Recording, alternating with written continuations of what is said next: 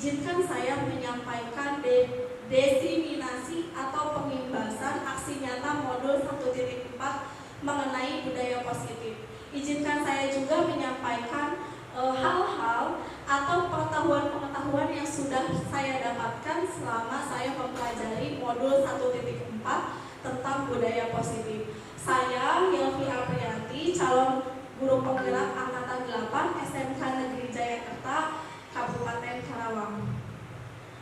Apa sih budaya positif? Nah, budaya positif di sekolah yaitu nilai-nilai atau kebiasaan-kebiasaan di sekolah yang berpihak pada murid agar mereka dapat berkembang menjadi pribadi yang kritis, penuh hormat, dan bertanggung jawab. Selanjutnya kita ke perubahan paradigma dulu. Untuk membangun budaya yang positif, sekolah perlu menyediakan lingkungan yang positif pula. Kemudian lingkungan yang aman dan nyaman agar murid-murid mampu berpikir, bertindak, dan mencipta dengan merdeka, mandiri, dan tanggung jawab. Kemudian yang kedua, rajinnya disiplin dikaitkan dengan kontrol. Dalam hal ini kontrol guru dalam menghadapi murid. Nah, perubahan paradigma ini ada contoh yang saya sampaikan pada hari ini. Lanjut. Di sini ada contoh kasus. Anda dan teman Anda akan melakukan kegiatan coba lakukan. Anda adalah A dan tugas Anda adalah menghafalkan salah satu tangan Anda. Coba Anda bayangkan bahwa Anda menyimpan sesuatu yang sangat berharga di dalam kepalan tangan Anda. Anda perlu menjaga benda tersebut sekuat tenaga. Silahkan dipraktekkan Bapak Ibu. Tugas B, jadi tadi A itu punya sesuatu yang berharga dikepalkan. Kemudian tugas B adalah mencoba dengan segala cara untuk membuka kepala tangan Anda. Teman Anda B boleh membujuk, menghardik, mengintimidasi, memarahi, menggoda, mengkritik, bahkan menawari Anda uang agar bersedia membuka kepala tangan Anda. Kira-kira akan dibuka tidak? Tidak. Cobalah lakukan kegiatan cobalah buka di atas dengan secara bergantian masing-masing A dan B. Berarti bertukar peran ya selama 30 detik. Sesudah itu diskusikan kegiatan ini dan coba jawab pertanyaan di bawah ini secara mandiri. Nah, kita jawab bareng-bareng ya Bapak Ibu. Apakah Anda atau B membuka kepala tangan Anda? Tidak. Mengapa? Dan apa alasan Anda atau B membuka kepala tangan Anda? Berarti tidak usah dijawab ya, karena tidak dibuka. Kemudian yang kedua, apakah Anda dan B menutup kepala tangan Anda? Tetap menutup? Tetap. Mengapa Anda, apa alasan Anda atau B tetap menutup kepala tangan Anda? Kenapa alasannya?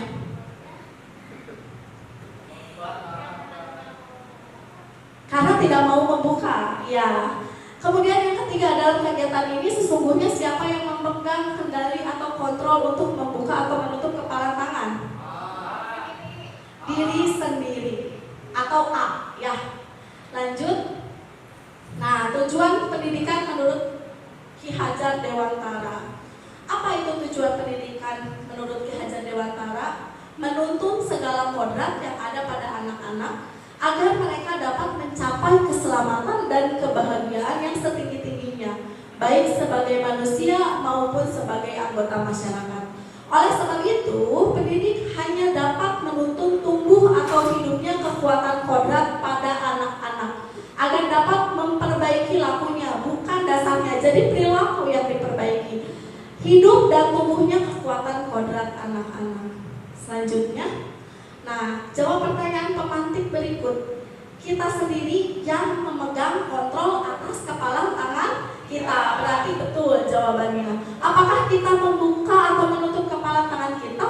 Itu bergantung pada diri kita masing-masing sesuai dengan kebutuhan dasar kita pada saat itu. Selanjutnya, nah, perubahan paradigma teori kontrol, ilusi kontrol. Ilusi itu bayangan selama ini. Guru itu selama ini membayangkan bahwa guru mengontrol murid. Kemudian guru juga seolah-olah mengatakan bahwa kritik dan membuat orang merasa bersalah dapat menguatkan karakter. ini ternyata salah, yaitu penguatan positif, efektif, dan bermanfaat. Kemudian ilusi yang selanjutnya bahwa orang dewasa memiliki hak untuk memaksa. Nah, selama ini ilusi-ilusi ini ada pada diri kita sebagai guru untuk menghadapi murid. Selanjutnya, nah kemudian untuk stimulus respon dan teori kontrol. Sebelumnya, stimulus respon apa? Kita mencoba mengubah orang agar berpandangan sama dengan kita. Biasanya seperti itu ya. Kita memaksa anak untuk memiliki pandangan yang sama. Padahal secara teori kontrol yang betul adalah kita berusaha memahami pandangan orang lain tentang dunia. Jadi kita harus menghargai pandangan anak. Kemudian sebelumnya kita berpikir bahwa perilaku buruk dilihat sebagai suatu kesalahan. Ternyata selama ini itu salah. Semua perilaku memiliki tujuan, termasuk perilaku buruk. Jadi perilaku buruk yang dilakukan oleh anak juga memiliki tujuan. Kemudian orang lain bisa mengontrol saya. Ternyata menurut teori kontrol hanya Anda yang bisa mengontrol diri Anda sendiri. Saya bisa mengontrol orang lain, ternyata tidak Bapak Ibu. Anda tidak bisa mengontrol orang lain. Kemudian selama ini kita berpikiran bahwa pemaksaan ada pada saat bujukan gagal. Ternyata kolaborasi dan konsensus menciptakan pilihan-pilihan baru. Yang terakhir, model berpikir menang atau kalah. Ternyata selama ini tidak ada menang atau kalah. Yang betul adalah menurut teori kontrol, model berpikir menang dan menang. Semua itu menang. Selanjutnya, kita membahas tentang disiplin. Apa sih makna disiplin? Nah, disiplin berasal dari bahasa Latinnya itu disiplina yang artinya belajar. Makna asal kata dari ini berkonotasi dengan disiplin dari murid-murid Sokrates dan Plato. Disiplin diri membuat orang menggali potensinya menuju sebuah tujuan, apa yang dia hargai. Namun dalam budaya kita, makna kata disiplin telah berubah menjadi sesuatu yang dilakukan orang pada orang lain untuk mendapatkan kepatuhan. Nah, kecenderungan umum adalah menghubungkan kata disiplin dengan ketidaknyamanan, bukan dengan apa yang kita hargai atau pencapaian sesuatu tujuan yang mulia. Itu selama ini yang kita artikan dari kata disiplin. Selanjutnya, nah, arti sebenarnya adalah disiplin kemampuan memerintah diri sendiri dalam mengontrol dan menguasai diri untuk memilih tindakan yang mengacu pada nilai-nilai yang kita hargai dengan penuh tanggung jawab dan tanpa perintah orang lain. Itu makna disiplin yang sebenarnya. Lanjut, nilai-nilai kebajikan. Nah, nilai-nilai kebajikan ini maksudnya apa? Maksud dari nilai-nilai yang kita hargai adalah nilai-nilai kebajikan. Sifat-sifat positif manusia yang merupakan tujuan mulia yang ingin dicapai setiap individu. Nah, nilai-nilai kebajikan yang ingin dicapai oleh setiap anak Indonesia kita kenal sebagai profil pelajar Pancasila yang tentunya tidak asing untuk kita. Pertama, beriman bertakwa kepada Tuhan Yang Maha Esa dan berakhlak mulia. Selanjutnya, mandiri, bernalar kritis, berkebinekaan global, bergotong royong, dan kreatif. Selanjutnya, untuk semua perilaku tadi memiliki tujuan, termasuk perilaku yang salah. Kita lihat teori motivasi perilaku manusia. Ada motivasi eksternal. Apa itu motivasi eksternal? Untuk menghindari ketidaknyamanan atau hukuman. Apa yang akan terjadi apabila saya tidak melakukannya? Biasanya itu pertanyaan dari murid-murid. Kemudian ada motivasi eksternal juga yang kedua, yaitu untuk mendapatkan imbalan dari orang lain, institusi. Nah, biasanya pertanyaan apa yang muncul? Apa yang saya akan dapatkan apabila saya melakukannya? Biasanya motivasi eksternal ini muncul karena takut mendapat hukuman atau ingin mendapatkan imbalan atau hadiah. Nah, berbeda dengan motivasi internal yang merupakan tujuan dari disiplin positif yang sudah tadi saya paparkan, yaitu untuk menghargai diri sendiri. Jadi mereka melakukan sesuatu itu karena ingin menghargai diri sendiri. Misalnya pertanyaan, saya akan menjadi orang yang seperti apa apabila melakukannya? Nah, itu dia menghargai dirinya sendiri. Selanjutnya, kebutuhan-kebutuhan dasar manusia. Nah, kebutuhan dasar manusia itu ada 5. Yang pertama, bertahan hidup. Kedua, kasih sayang dan rasa diterima. Ketiga, kebebasan. Keempat, kesenangan. Dan kelima, penguasaan.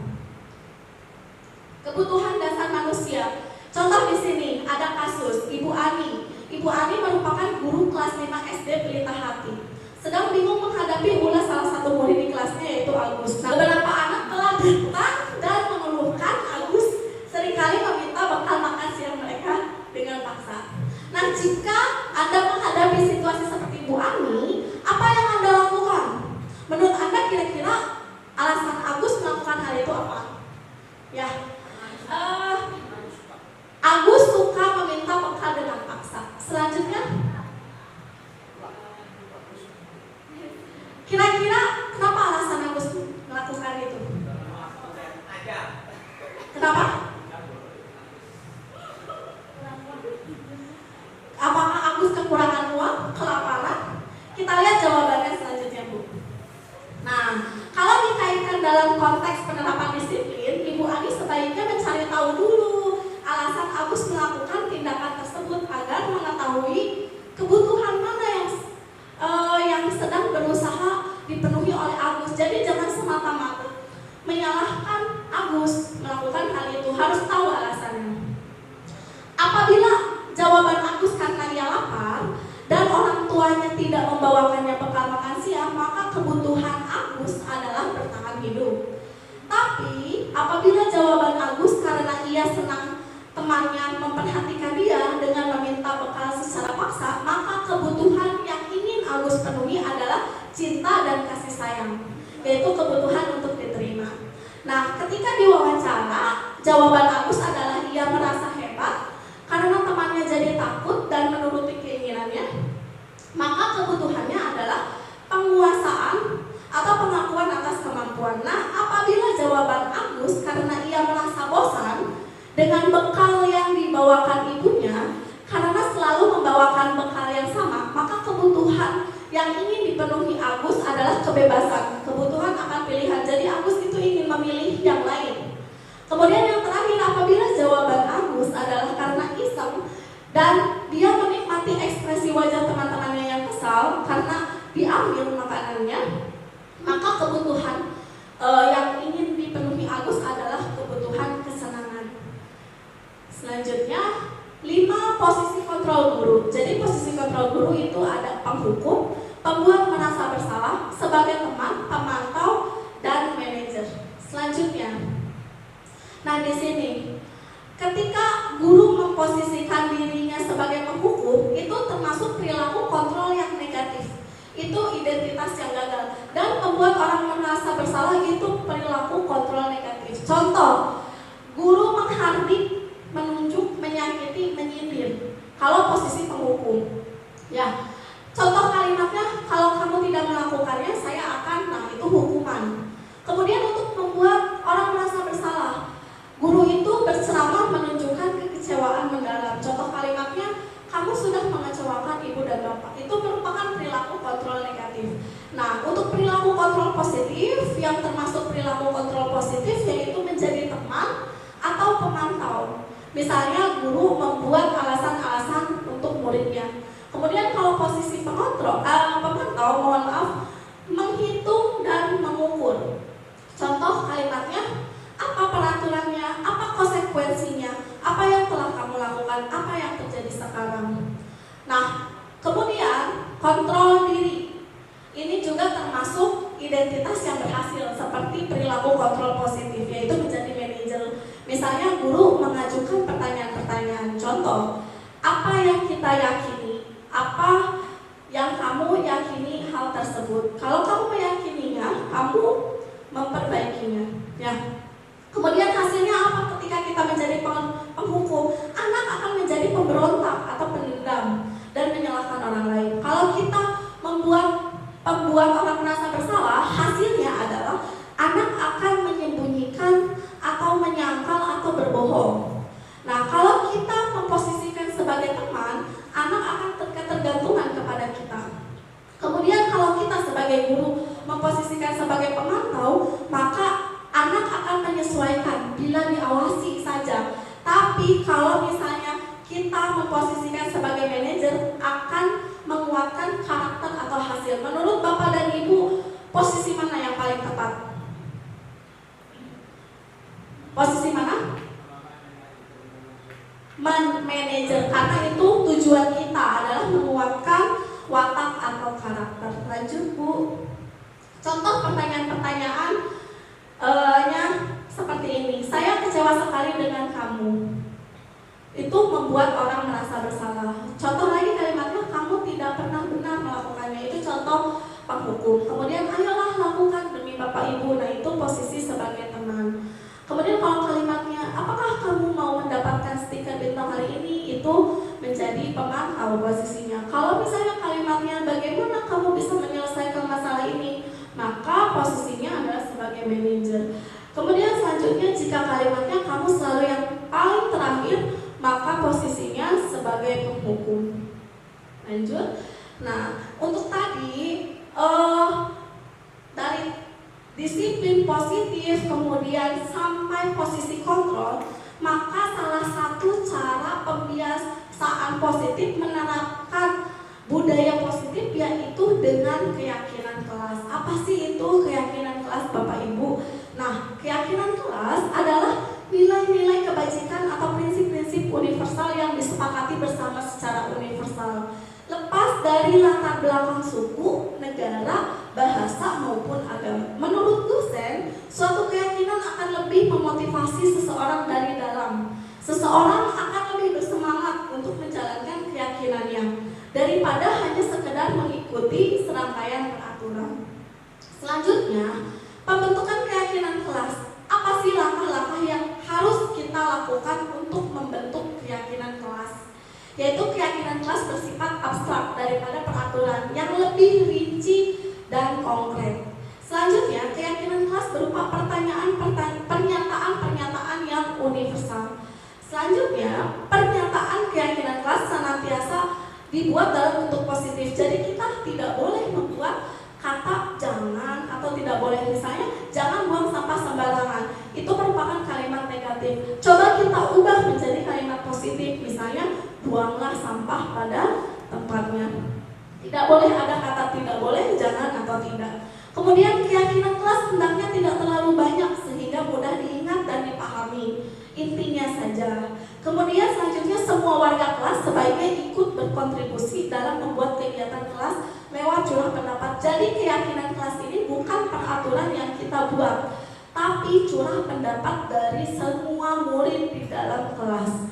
Selanjutnya, bersedia meninjau kembali keyakinan kelas dari waktu ke waktu. Jadi keyakinan kelas ini dapat berubah dari waktu ke waktu. Kita evaluasi apakah keyakinan kelas yang sudah dibentuk mampu menciptakan budaya positif atau tidak. Kalau tidak, itu bisa berubah hasil dari peninjauan kita. Selanjutnya, nah contoh di sini perbedaan peraturan dan keyakinan kelas. Apa sih bedanya? Contoh ya, kalau peraturan selalu kembalikan buku ke tempatnya. Nah, keyakinan kelasnya apa? Tanggung jawab. Nilainya adalah tanggung jawab. Kemudian peraturannya dilarang mengganggu orang lain. Keyakinan kelasnya tadi tidak boleh pakai kalimat negatif. Jadi diganti menghormati orang lain dan diri sendiri. Kemudian untuk contoh kalimat, hadir di sekolah 15 menit sebelum pembelajaran dimulai. Keyakinan kelasnya kita ubah menjadi menghormati orang lain, komitmen pada tujuan. Kemudian dilarang melakukan kekerasan. Kita ubah menjadi kalimat positif, yaitu keselamatan dan menghormati orang lain. Kemudian dilarang menggunakan narkoba. Keyakinan kelasnya kesehatan. Bergantian atau menunggu giliran. Keyakinan kelasnya menghormati orang lain, kesabaran. Kemudian menggunakan masker misalnya. Keyakinan kelasnya kesehatan dan keselamatan. Kemudian jangan berlari di kelas atau koridor. Keyakinan kelasnya keselamatan dan keamanan. Nah, kita akan bahas segitiga restitusi sekarang. Apa sih segitiga restitusi? Segitiga restitusi itu proses menciptakan kondisi bagi murid untuk memperbaiki kesalahan mereka sehingga mereka bisa kembali pada kelompok mereka dengan karakter yang lebih kuat. Jadi bukannya dihukum, tapi memperbaiki perilaku perilaku peserta didik atau murid sehingga memiliki karakter yang lebih luas, lebih kuat, mohon maaf. Nah, ada langkah-langkah yang dapat dilalui oleh guru dalam menerapkan segitiga restitusi, yaitu membantu murid menjadi lebih memiliki tujuan disiplin positif serta memulihkan dirinya setelah berbuat salah. Kemudian membantu murid untuk jujur pada diri sendiri dan mengevaluasi dampak dari kesalahan yang dilakukan. Yang ketiga, memberikan penawaran atau bukan paksaannya. Selanjutnya, jika digambarkan, segitiga restitusi itu seperti ini. Yang pertama, validasi tindakan yang salah. Kemudian yang kedua, yang pertama menstabilkan identitas. Yang kedua, validasi tindakan yang salah. Yang ketiga, menanyakan keyakinan. Jadi mulai dari bawah dulu Bapak Ibu ke sini bentuknya.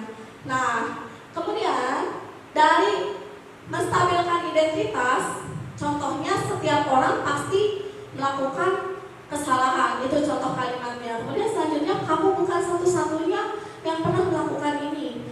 Kalau validasi tindakan yang salah, contoh kalimatnya, kamu tentu punya alasan mengapa melakukan itu. Selanjutnya, adakah cara yang lebih efektif untuk mendapatkan apa yang kamu butuhkan? Dan yang terakhir adalah menanyakan keyakinan. Bapak Ibu bisa menanyakan kepada anak keyakinan mereka. Keyakinan kelas apa yang telah kita sepakati? Kemudian selanjutnya, kamu ingin menjadi orang yang seperti apa? Bapak Ibu, izinkan saya menampilkan sebuah video di mana di dalam video tersebut merupakan pelaksanaan atau implementasi budaya positif yang sudah saya lakukan, yaitu dalam membuat keyakinan kelas bersama kelas saya di 10 TJKT 4. Mohon kepada Bapak Ibu untuk menyimak video yang saya tampilkan. Nah, Bapak Ibu, di sini saya memaparkan dulu konsep keyakinan kelas. Apa itu keyakinan kelas kepada murid?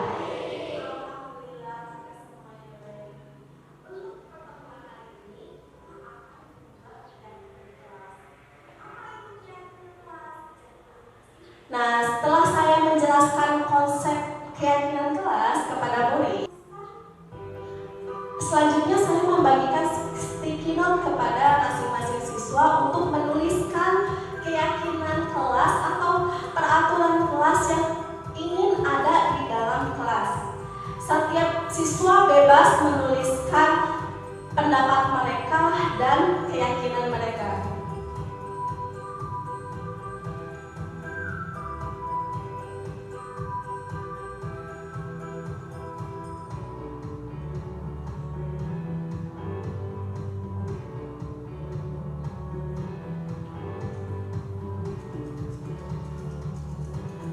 Nah, Bapak Ibu, selanjutnya ini kegiatan siswa menempelkan sticky note yang berisi pendapat mereka tentang keyakinan kelas dan keyakinan kelas apa yang ingin ada di kelas mereka.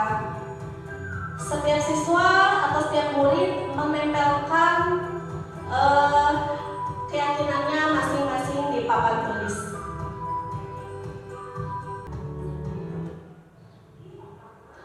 Nah, selanjutnya ini saya bersama murid bersama-sama kita menuliskan keyakinan kelas yang sudah mereka tuliskan di sticky note masing-masing. Kita rangkum Bapak Ibu. Jadi yang untuk yang keyakinan kelasnya sama, kita tidak tulis kembali ya Bapak Ibu. Jadi hanya satu saja. Semuanya ada 8 keyakinan kelas yang berbeda dari seluruh keyakinan kelas yang sudah ditulis murid. Nah, Bapak Ibu, ini ketika sudah dituliskan semuanya, keyakinan kelas sudah dirangkum, maka kita bersama-sama mengubah kalimat negatif menjadi positif. Kita mengubah kalimat negatif menjadi positif karena di dalam keyakinan kelas itu tidak boleh ada kata negatif seperti jangan, dilarang, tidak boleh, makanya semuanya harus kalimat positif. Nah, setelah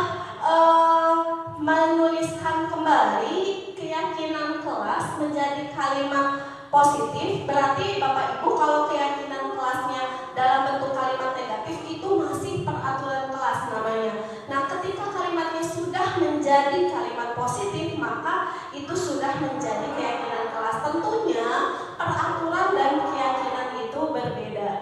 Kemudian di sini saya menentukan nilai-nilai kebajikan yang nantinya akan diyakini oleh murid dari setiap keyakinan yang sudah kita tulis. Di sini ada nilai tanggung jawab, nilai kebajikannya ada saling menghargai dan menghormati, kemudian nilai kejujuran dan nilai disiplin. Bapak Ibu setelah menuliskan keyakinan kelas dan menentukan nilai-nilai kebajikan apa yang ada di dalam keyakinan kelas yang sudah dibuat bersama, maka keyakinan tersebut dibacakan kembali oleh KM di depan seluruh anggota kelasnya.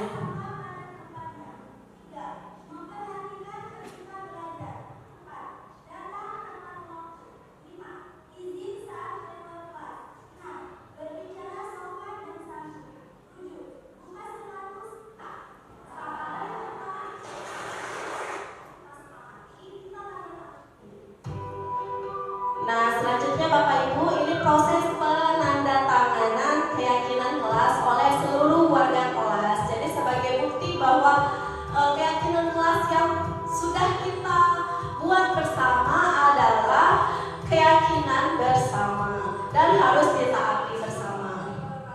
Nah, Bapak Ibu, ini pesan-pesan dari perwakilan murid terkait dengan kegiatan pembentukan keyakinan kelas.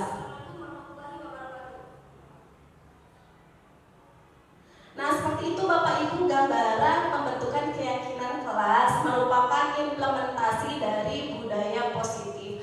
Selanjutnya, selain keyakinan kelas, saya ingin menampilkan implementasi saya dalam budaya positif yang lainnya. Nah, ini dokumentasi pembentukan keyakinan kelas yang tadi videonya sudah Bapak Ibu saksikan. Ini Bapak Ibu merupakan kegiatan membagikan sticky note, dan tadi yang pertama dulu saya menerangkan konsep keyakinan kelas. Kemudian yang kedua menuliskan keyakinan kelas di sticky note masing-masing. Kemudian yang ketiga menempelkan keyakinan kelas di papan tulis. Kemudian menuliskan kembali, merangkum keyakinan kelas yang sudah mereka tulis bersama-sama. Kemudian mengubah kalimat negatif menjadi positif. Setelah itu menentukan nilai-nilai kebajikannya agar diyakini oleh murid. Kemudian membacakan kembali, dan yang terakhir penandatanganan oleh seluruh warga kelas. Nantinya keyakinan kelas ini akan ditempel di dinding kelasnya seperti itu supaya bisa ditinjau setiap hari Bapak Ibu. Nah, keyakinan kelas ini bisa berubah sesuai dengan perkembangan kelasnya, sesuai dengan kondisi kelasnya ke depannya Bapak Ibu. Nah, kemudian ini juga salah satu implementasi dalam kegiatan penerapan budaya positif. Nah, yaitu kegiatan segitiga restitusi yang sudah saya tadi jelaskan konsepnya kepada Bapak dan Ibu.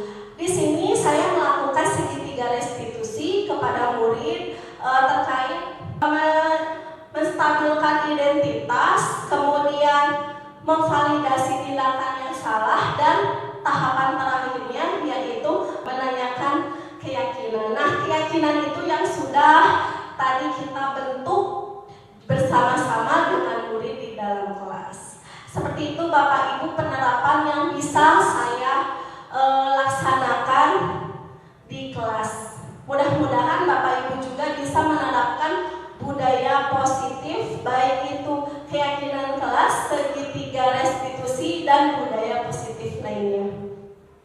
Bapak Ibu, itu saja yang dapat saya sampaikan. Sebelumnya saya kembali ucapkan terima kasih atas kehadiran Bapak dan Ibu. Mudah-mudahan diseminasi aksi nyata modul titik 4 hari ini dapat kita terapkan di sekolah kita sehingga menciptakan budaya yang positif. Mudah-mudahan juga apa yang saya sampaikan hari ini dapat diimplementasikan dalam kegiatan kita sebagai guru sehari-hari dan bermanfaat bagi kita dan murid-murid kita. Terima kasih kembali saya ucapkan. Wassalamualaikum warahmatullahi wabarakatuh.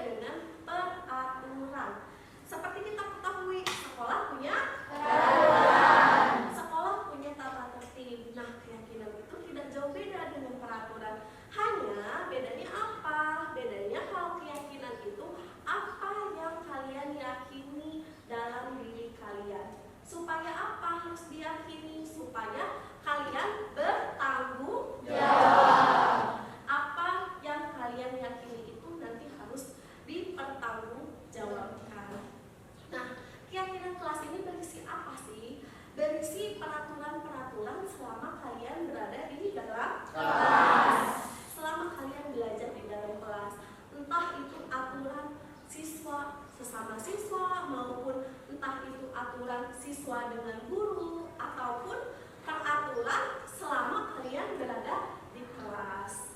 Contohnya apa Bu peraturannya? Contoh, kalian kalau di dalam kelas harus seperti apa? Ada yang mengacungkan tangan? Silakan. Contohnya peraturannya kira-kira mau seperti apa di dalam kelas?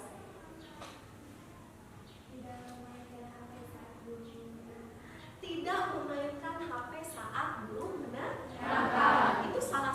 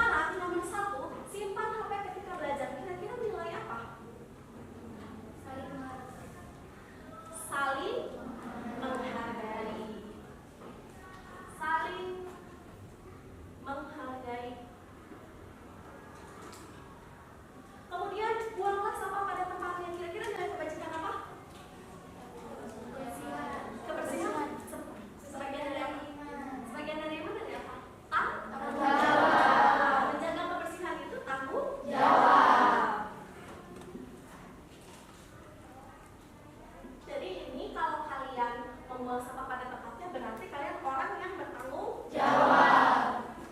Kemudian memperhatikan ketika belajar. Nilai apa kira-kira? Nilai kebajikannya.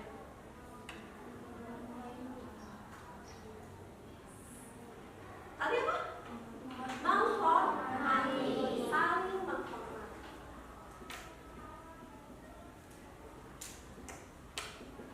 Kemudian datang tepat waktu ke dalam kelas. Nilai kebajikannya apa? Disiplin dan tanggung jawab. Disiplin dan tanggung jawab. Izin saat keluar kelas. Nilai apa? Menghormati dan menghargai. Kemudian berbicara sopan dan santun. Nilai apa? Menghormati dan menghargai.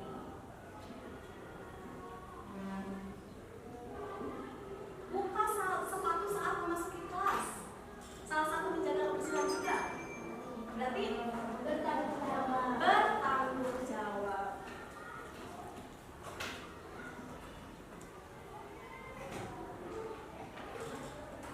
Terus yang terakhir, mengantuk. Ketika mengantuk, izin cuci muka. Menghormati. Nah, ketika kalian meyakini ini, meyakini keyakinan kelas yang sudah kita buat dan sudah kita sepakati, terus kalian juga tahu nilai-nilai kebajikannya, berarti kalian nanti ada kesadaran dalam diri kalian.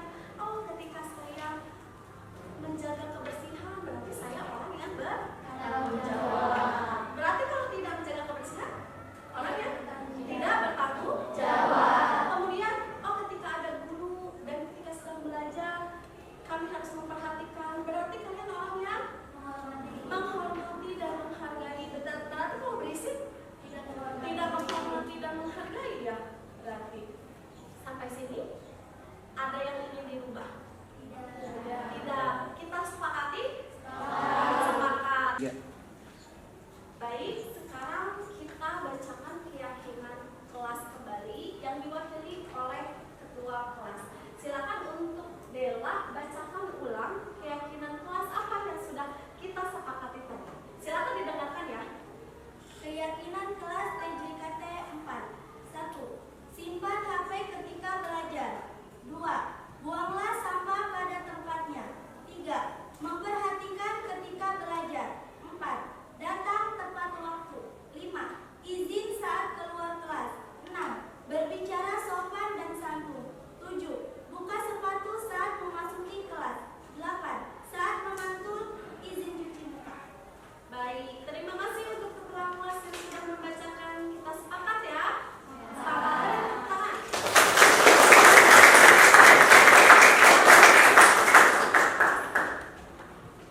Selanjutnya, keyakinan kelas yang sudah kita sepakati, kita tanda tangani bersama sebagai bukti bahwa kalian menyepakati apa yang sudah kita yakini. Semoga keyakinan kelas yang dibuat ini menjadikan kalian siswa yang lebih bertanggung jawab, disiplin, saling menghargai.